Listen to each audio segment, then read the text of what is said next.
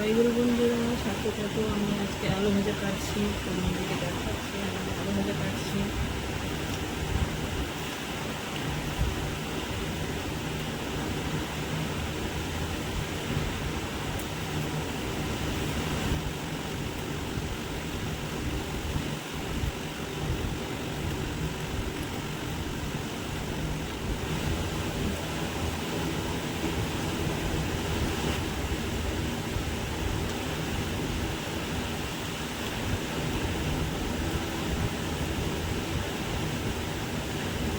দেখো, খিচুড়ি আর আলু ভাজা আর একটু সাথে কাগজি লেবু, এটা আজকের মেনু।